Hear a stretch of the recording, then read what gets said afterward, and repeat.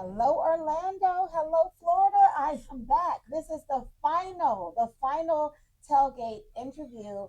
I don't want to just say candidate because you are a current commissioner of the day. So we're going to give you that. Okay. You are the current commissioner, Michael Scott. We are excited to have him grace the stage of IBA Success Magazine. We want to give our shout outs to our sponsor, Southern Style Barbecue, for making all of this possible, paying for the production, paying for the digital, and helping us bring the tailgate candidate interview right here to Jenny's Eat, Drink, Socialize. So, like I said, y'all, we are sitting here with our current commissioner, Michael Scott. How you doing? I'm good, but listen, we got to continue to thank our sponsor, not only for sponsoring this event, but bringing that good barbecue, SS barbecue. So if you ain't had it, you need to have it, and you're missing out. So pull up. Yes, Pull indeed. up, yes. Listen, you got me thinking about barbecue right now. So it has been a day. It's been a tailgate day. I've been talking to a little bit of everyone, and also another candidate that's running for the seat Yeah. that you are currently holding and have been holding down for the last 4 years. Okay. So for District 6 residents to trust you with this seat, what are the three biggest things you promise that you can say you delivered on since you've been in office? Well, I promised I would deliver in housing, and since I've been Okay. in office, we brought in over 800 affordable housing units with Okay. about 1,000 plus in development and on the way. I promised that I would do more for seniors and young people, and so we've expanded the amount of grants that we give to nonprofit partners. And we opened the Pine Hill Senior Center just a month ago. We're Wow. going to be opening the Tangelo Community Center next month. We open our innovation lab, and then lastly, just jobs. And so I've hosted job fairs um, for felons, for people affected by layoffs, and anyone who needed a resource to get to another level. So you are doing the job. Yes, ma'am. What is something you promise or hope to accomplish during your first term that you haven't quite been able to complete yet, that you want to focus on in this next term? So I want to make opportunities for business easier. You see Okay. all these big announcements, or here's this funding, that funding, but no one, two, three have to get it. It's a Mm-hmm. long process. It's also confusing. We've started that just a little bit with the opening of the business resource office where folks can go through and learn how to navigate the county process so they're not wasting time and money, but expanding that program so that it covers nonprofits, covers businesses that are kind of just in the infancy stage. I don't have it all together, but I want to have Okay. it together. And so, how do I get to a point where I'm eligible to compete for any given contract, whether that's a couple $1,000s or a couple $1,000,000? How has this campaign been different from your when you first got in your seat? It's been different because obviously technology has changed over the years, and so Okay. concerns are different when it comes to data centers. The makeup of the district is going to be different with the addition of the two commissioners, and just the people's needs. I mean, folks are really struggling with different affordability options, whether it's paying for housing or everyday bills. And so, determining what role do we as a local government play, and more importantly, how do we remain and continue to be a bridge for people who are experiencing those short-term challenges. For someone living in the Pine Hills or Richmond Heights or Tangelo or any other neighborhood in District 6 that says, hey, my neighborhood still looks the same, what do you say to them? Being, you're born and raised right here in Orlando, Richmond Heights, right? I'm Carver Shore, so we were Right. right here neighbors. Yeah. According to where you see the neighborhoods are now from when they were 4 years, and they're saying it still looks the same. Right. What's your response to that? Well, nothing is done alone. I think there is a confusion that you expect government to do it all. When you look at those neighborhoods that have tremendous growth, it is government, it is churches, it's nonprofits, and residents. And so when you talk about a secret sauce of what makes a community great, it is a foundation of community homeowners associations, community associations, supported by churches, nonprofits, and government. And so it's really figuring out what we have and what else is needed. I don't think that it's fair to say it's one person's job to grow a community. It's everybody's job. It's the very definition of the community. So when housing affordability comes as far as a topic of conversation, have you personally done anything to increase affordable or workforce housing in the district? So we have 1,000 units that are going to be online in next year. That's over by Okay. Universal, and that's going to be workforce housing. We're partnering with Wendover Housing, and so it's the first of its kind. It'll be affordable housing in perpetuity because it will be within a nonprofit. And so folks know that what they paid this year will be Mm-hmm. the same they pay next year and 5 years and beyond.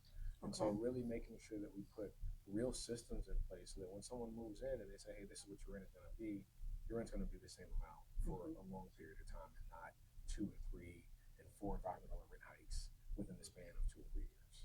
That makes sense. So when people are hearing that millions of dollars announced for projects, but residents want to know when they'll actually see the results, this is the results that Yeah. will that's coming from it. Well, the truth is, like with government, nothing happens quick. Just a traffic study can be anywhere from 12 months to 18 months before Mm-hmm. anything happens. And so I think that when you look at like a traditional for-profit business, you ask for something, you want something done, it's done within a couple of days, a couple of weeks, or a couple of months, not years. Mm-hmm. And so when you think about the process, whether it's a county government or a city government, sometimes something may start and may not really get anything that I can see for 4 or 5 years. There are projects on the east side that started 8 years ago that are just now breaking ground. And though that's really working to kind of reduce those processes so people can see things with a quicker turnaround time. Do you feel like that's a big misconception that people think, you get into office and you're supposed to make all these things happen right away? I think so. So I got in office 4 years ago, 2022, and now it's 2026. In Mm-hmm. 2026, I've opened 3 affordable housing communities that started in 2022. I've opened now 2 community centers: the Senior Center, the Innovation Lab, and then we have the Community Center in Tangelo that's going to be open. So when you think about like the planning, design, the drawing, everything takes time. And government is slow for a reason, so that we can Mm-hmm. make sure that we have those checks and balances, and we make good stewards of the public's money. With small businesses being in District 6, often feel like we don't receive the same opportunities as businesses in other parts of Orange County. What have you done to increase county contracting opportunities for local or minority business? Is that anything in your plans? So you're absolutely right. They don't. They don't. Mm-hmm. Sometimes they don't know, or the information isn't brought to them. And so we created a small business resource office that's located downtown. That is the first phase. The other phase will be to expand it across the county, different like satellite offices, and also promoting the different CRAs. So whether it's the Downtown Development Board, the OBT Next, hey, there's not just opportunities with Orange County government. There's opportunities with the Expressway Authority. There's opportunities with OBT Next. There's opportunities with the City of Orlando or ECF. And so it's really letting folks know where the opportunities are. Because when people think of government, they think of city, they think of county. But when you think of government, it has to be larger. It's the University of Central Florida. It's Valencia College. It's the state of Florida. It's the Department of Transportation. There's so many things when you talk about opportunities that folks would compete if they know where to compete. So, with that being said, communication seems to be a big conversation for the district. Yeah. What is it that you're doing or plan to do to make this knowledge more accessible to residents, to business owners? So we've posted it on social media. We've hosted a series of community connects, but candidly, the attendance. Okay. Folks are busy working their jobs, sometimes 2 jobs, dealing with kids, and so a lot of times the information when it's available is not always at a time that they need it. I know I've posted a number of workshops where it's less than 10 people show up, but I continue to post things online, email things out. But it's really getting folks motivated to know, is this going to be worth my time? And so part of it is not necessarily hosting an event, is leading with education. Hey, these are the opportunities that are available. This is how you can compete, and this is a likelihood of your success. So I think people see stuff and they think, oh, I'm not going to compete, I'm not good enough. And so really letting them know that they are good enough, that they are worthy enough, and that they are eligible for these contracts, whether they're small or big, it's been a really, really big challenge. Do you have any other ways in mind to kind of combat that challenge over the next 4 years? So I don't have a communications office per se. When you look at county communications, it's one function for the entire department. I've worked with our staff to see if we can have more robust communications for the commissioners, but the priority comes with the county administration, the mayor's office. We as commissioners don't necessarily function in the operational capacity. We're administrative and policy. So we talk about the day to day, which are these contracts, which are these different opportunities for financing and funding. It is in the operational piece. And so making sure that they're not only communicating in all mediums, but also in all languages. And so for me, anything that comes out of my office, we try to produce in 4 languages: English, Spanish, Portuguese, and in Creole, because that is the large component of the folks in my district. There are a lot more, but just making sure that we give you stuff and communicate in your language and through your different partner organizations. Property taxes. We talk about, the overall cost of living. Mm. Okay. What's your position on property taxes? At what point does the government have an obligation to say taxpayers simply can't afford Woo, child. it? So property taxes, I've been asked this question a lot. Yes. And my position is, even with just less than a week before election, I'm still thinking about it. But what I would tell anyone who's trying to determine whether they should vote yes or no on property tax change or Yes. property tax reform, it is a personal decision that you have to make. I Okay. don't think it's fair for me to tell you that you shouldn't vote for something that may result in some cost savings for you, whether that's $100 or $2,000. Mm-hmm. You, as a member of this community, know what your expenses are day to day, and you know what would help you and what wouldn't. Okay. So for me, I didn't want to take a very loud public position against it, because that's something that folks have to reconcile with themselves and with their own respective budgets. And I Mm-hmm. don't feel like I should kind of push the needle one way or the other, because it is a deeply personal question when you talk about, hey, I got to feed my kids, Right. I got to pay the light bill, I got a mortgage to pay, and I Mm-hmm. got these taxes that continue to increase. Yes, that I understand. So, with public transportation continues to be a major issue Right. for residents who depend on buses to get to work. What changes do you believe Orange County needs to make with transportation, or do you think it's fine? Oh, we definitely need to do more. Okay, I've traveled around where buses come every 8 minutes or 15 minutes, whereas here the frequency is 30 minutes, an hour, and 20 minutes. mm-hmm. In my first year in office, through our accelerated transportation safety program, we increased the frequency of bus pickups, specifically those in the service corridor. So I used to Okay, catch Link 37. And so I caught Link 37 for my first job to bag groceries at Winn Dixie and Metro West. It's now in mm-hmm. Aldi. And then I caught the bus for my second job when I turned 16, working at one of the theme parks. So for me, it's looking at different opportunities, funding opportunities that don't take money out of our pockets. So what state and federal grants still exist, but Okay, also looking at rail systems, whether that's above ground or below ground. Just really looking at different opportunities. And so we've had a number of conversations with a number of partners that I can't share just yet. yes. But I think in the next 2 to 3 years, probably the next year, you'll start to see the foundation for what will be multimodal transportation, different modes, and not just one or two, but three separate forms for folks to use. We've touched on transportation. We've touched on taxes. Our youth are our future. Right. I know that you have a big standing and you've talked throughout your career about mentoring young people. What measurable investment has District 6 received for youth during your first term?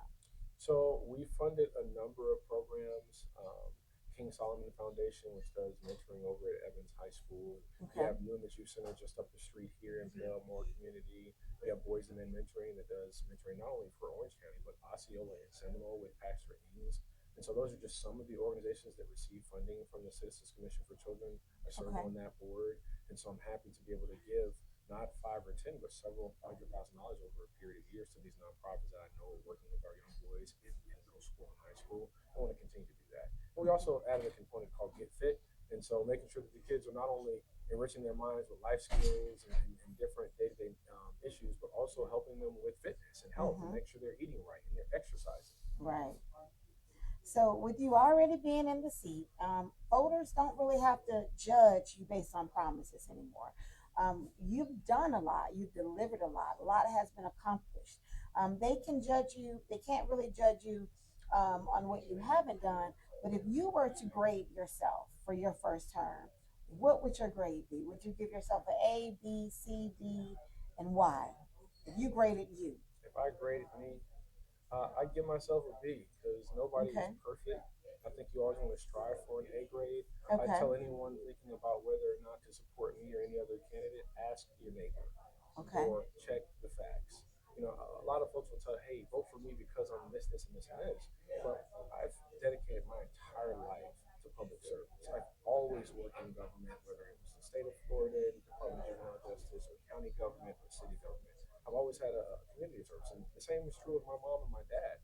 And so when mm-hmm. I ask someone to determine whether or not they should vote for me, I look at their mutual friends on social media. Hey, ask this person. Pick any one of your mutual friends and ask them about me and their experience with me. And I think what they'll find is, hey, Mike Scott answers and returns my calls, my text Mm-hmm. messages. He shows up weekends, nights, Sundays. He's came to my house. He's come to my church. He's had lunch with me or breakfast with me. because I think the most important part of being a representative of people is being available to people Mm-hmm. when they need you, not Yes. when it's Monday through Friday, 9 to 5, talk to my assistant type stuff. Really being accessible to people, I think, is a difference maker in how you build relationships with people you I represent. 100% agree. That was one of my next questions. Do you believe the residents of District 6 can reach you when they need to? They can. And Okay. if they can't reach me, you know who they do call? They call my mama and my daddy. They good to call my mom and my dad. I've had so many of them do it, and it doesn't bother me because like I feel like what a great community that you have Hmm. someone who is not only elected to represent you, but maybe you went to school with their parents Hmm. or you know where their grandparents live, or you can call them and say, "Your son didn't call me back," or "He didn't respond to my email." I've gotten that because I'm Right. not moving fast enough, and so when someone's having a challenge, they want to talk to you right now. They don't want to know that you're in a meeting. They don't want to know you're gonna call them back. They don't want to talk to that. I want to talk to the commissioner, Right and now. so I've had that, and I love it because it just reminds me of how small our community is, how much Orlando may look like a big, big town compared to other towns, but this is small town USA. I feel like we're like a small town, and I like that feel. That's awesome. That's one of the things that I've heard because people have been giving me questions once they seen the lineup. Right. And one question was, well, will he answer the phone? And I said, well, have you tried to call him yet? Yeah. So how does the community reach out to you? Like, where do they go to find how to talk to you? So a lot of times it's really service based. So I try to Okay. tell folks to send an email because it might not be me and it might not be my staff that fixes your problem. And so Okay. as opposed to taking notes on the phone, send me the pictures, send me the story, so I can take what you're saying exactly as you're saying it and pass it on to animal services or code enforcement or our crisis assistance program. We function, in my opinion, like a emergency room. When you come Okay. into a commission, it's because you didn't get service, you got poor customer service, slow customer service, and you need answers. And so then we triage to whatever department you need, whether it's a broken down car in your neighborhood, whether it's speed bumps or funding for your nonprofit, or just education on how to navigate a zoning or planning process. But making sure that folks reach me is paramount. And so you can call me at 407-836-1006. Good. That's also something we've done before. We have these numbers that I can't even remember right now. Okay. And I asked, and it wasn't my specific idea where it was unique. I was like, hey, this other city has numbers that correspond with the districts. And so what they did was they created phone numbers that correspond with districts. So if you call any one of the commission districts now, it's 836-407-1001 for 1002. So it's easy to remember because some folks don't email. And Right. it's 836-407-85. It needs to be a number that all of us can remember for all the districts because while one commissioner may represent you, every commissioner makes a decision that impacts you.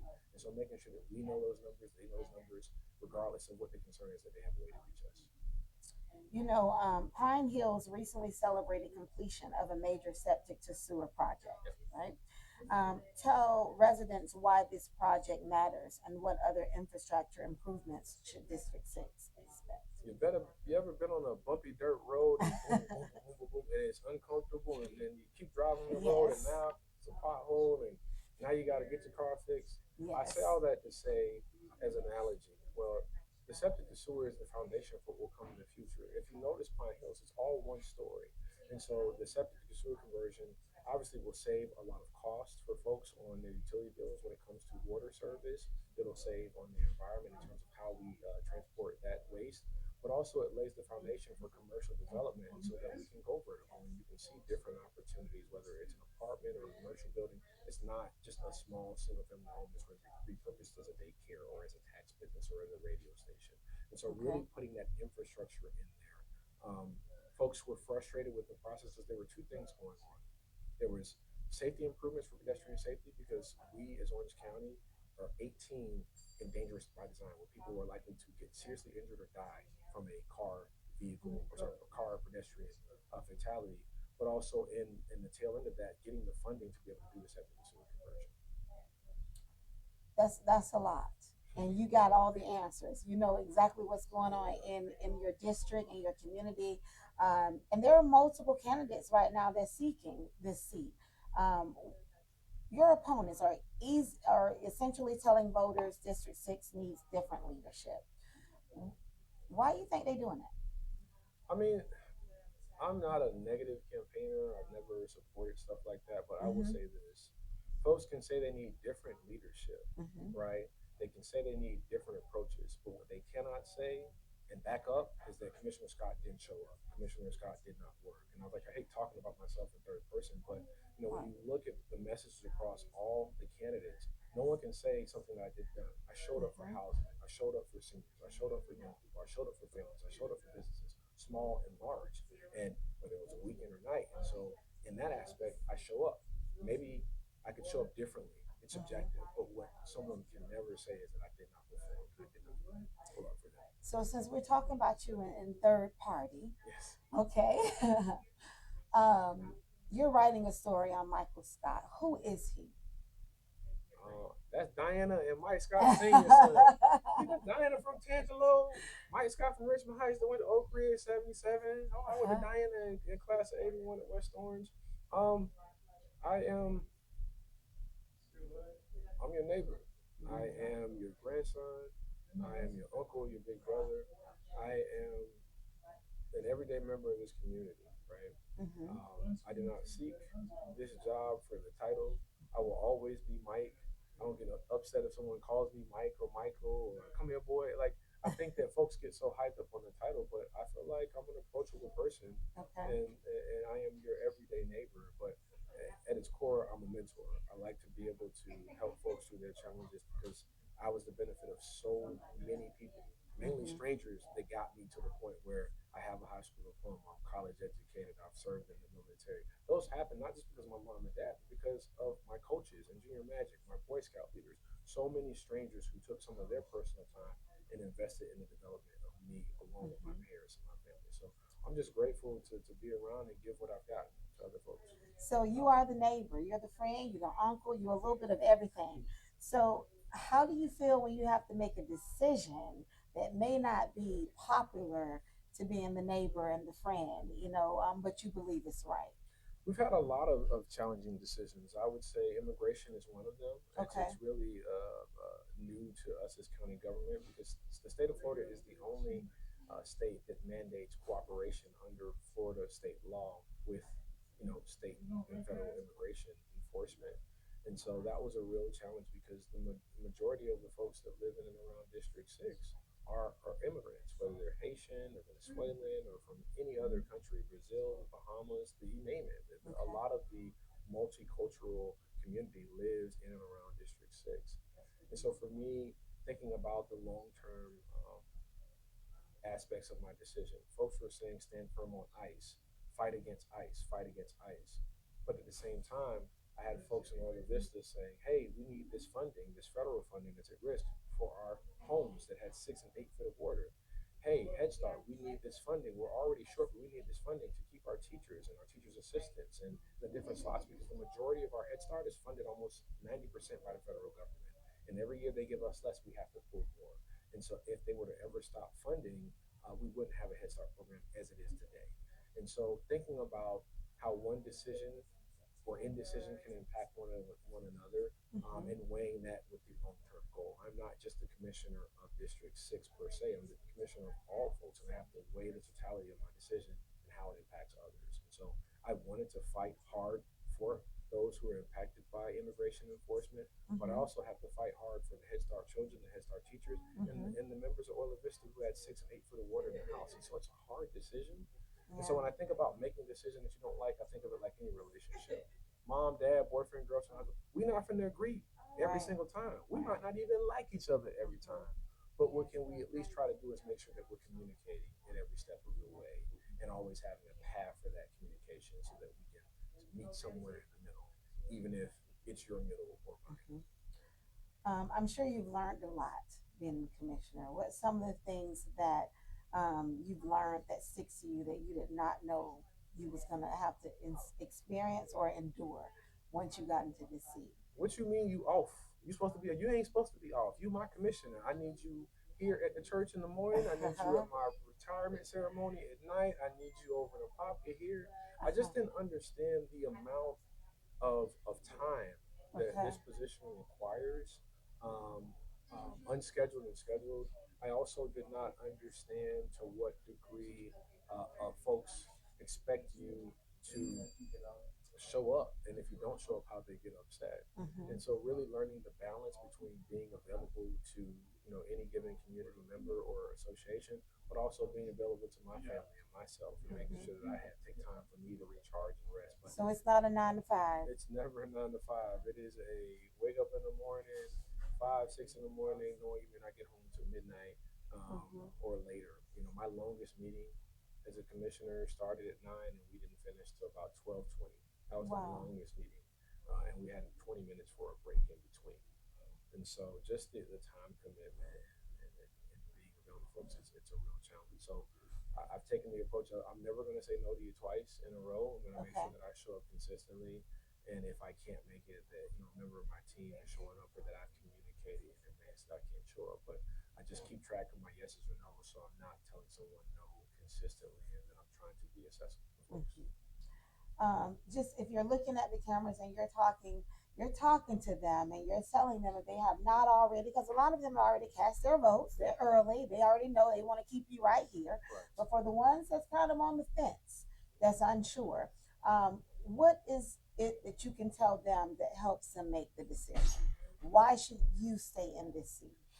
Um, as I've said before, politics is challenging. You have folks that are on one side or another side of an issue. But I think, we all have that one trusted family member or friend who you can ask about any given candidate. Hey, who should I vote for? Ask your neighbor. I can tell you a million and one things that I've done. I can show you stats and websites. But I think the most important thing is your faith and your discernment and your belief and your ability to make an informed decision. And if you can't, call a friend. Then call a friend and say, "Hey, heard about this person and that person. What are you thinking?" I trust the intelligence of the voters, and I believe that they will make the right choice, and I believe that right choice is me. But for those that are on the fence, I think it's really talking to your friends, because again, you can see all kinds of things. Everybody's gonna say Right. all the things they've done, Right. but what if you've seen everything and you read it and you comprehend it, but I'm still not sure? I think in that instance, it's time to call a friend, call mom, call dad, call grandma, grandpa, and I think that they'll help you, because at some point, given how small we are, Yes. we all know someone who knows somebody. You know someone. Yeah. Anything you're doing differently in this campaign that you didn't do before? No, I'm still knocking doors. I'm gonna be at your house sweaty, so don't judge me. And then doing more social media communications and things like that.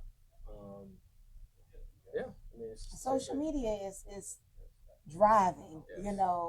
our communities. AI is driving, what would you say to youth that are watching you, that can't decide if it's scary to have you in seat because of the different developments with technology, or, because a lot of them are still old school. They're like, we don't want to touch that. Right. What's your advice to a person that's a little bit unsure with technology being incorporated with your commission seat? Um, I think technology is scary. It's changing. Mm-hmm. But I say trust whatever their Trust faith what is. you felt. You Okay. know, I'm a Christian, so I say I Uh-huh. trust God. Um, but absent that, really just leaning on your own personal beliefs, your gut. You can never go wrong with sticking with your gut, right? You have Yes. to go with your gut. Is this person the person for me? Can they represent me? And I think whatever that gut is, it leads to the right candidate. I like that. You got to believe in yourself. You got to have some faith. You got to trust yourself. Listen, as we close this interview and the tailgates for today, first of all, I want to say thank you, because I know it's a campaign time and you are making calls and you're aligning things out. So, is there any last words you want to say to the audience before we shut down the tailgate candidate experience for today? I say, listen, Vote I early, can't vote say I, now. I saved the best for last. That would be wrong, right? But go ahead. You give them a shout out of what you Vote early, vote now. If you don't vote for me, vote for somebody, because your voice and your vote is the power that you have to be able to make a decision in and around your community. So, whatever candidate you choose, just make sure you're involved in the process. And thank you for having me. Listen, y'all, thank y'all for tuning in. Thank y'all so much for being on the journey throughout the day. We started at 9 o'clock this morning. preparing and setting up, and we're about to close out at probably about 4 o'clock this afternoon. So again, if you are looking for recaps, go to IBA Success Magazine on YouTube. Everything will be there. Some clips, some reels. You know we're gonna save the best for you throughout the evening to continue dropping. Again, thank you, Southern Style Barbecue, for making this possible. That's us barbecue. Yeah. And listen, join us because the tailgate continues tomorrow. Okay, I'll be dropping the schedule of who will be there. Again, thank you so very much because I know these last days leading up to voting is very crucial for you. Oh, and if you want barbecue, don't worry, it's halal, so you can eat it too. Yes, Soon. yes, yes. All right, y'all. We'll see y'all tomorrow. Bye.